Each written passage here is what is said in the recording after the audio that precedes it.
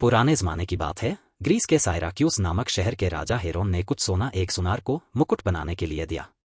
कुछ समय बाद सुनार राजा को सोने का मुकुट बनाकर दे देता है। राजा को शक होता है कि सोने के मुकुट में सुनार द्वारा मिलावट की गई है।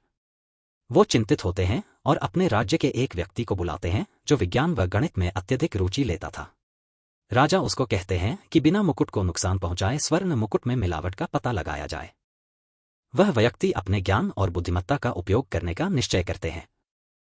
एक दिन वह व्यक्ति इस समस्या पर गहराई से विचार कर रहे थे तो वे थोड़ी ताजगी के लिए अपने स्नानगृह में चले जाते हैं।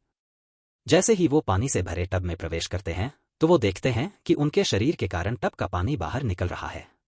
अचानक एक अद्भुत विचार उनके दिमाग को चौंका देता है। यूरेका! यूरेका! अर्थात मैंने पा लिया! चिल्लाते हुए वो खुशी से उछलकर स्नानगृह से बाहर दौड़ लगा देते हैं। उनको समझ आ जाता है कि किसी भी वस्तु को जब पानी में डुबोया जाता है तो उसका भार घट जाता है। इसका मतलब था कि पानी में डूबी हुई वस्तु पर एक ऊपर की ओर बल लगता है, जिसे ऊर्ध्वप्लवकता बॉयंसी कहते हैं। वो व्यक्ति इस नियम का उपयोग करके राजा हेरो की समस्या को हल करने का निश्चय करता है। उन्होंने एक सरल परीक्षण योजना बनाई। उन्होंने स्वर्ण मुकुट और उसके बराबर वजन का एक सोने का टुकड़ा लिया। फिर उन्होंने दोनों को अलग अलग पानी में डुबोया और पानी के विस्थापन की मात्रा मापी।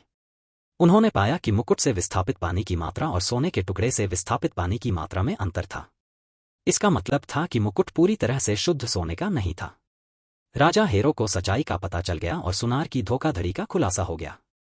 आपको जानकर आश्चर्य होगा कि वो व्यक्ति साइंटिस्ट आर्किमिडीज थे जिन्होंने उत्प्लावकता के नियम या लॉ ऑफ बायोएंसी की खोज कर दी थी।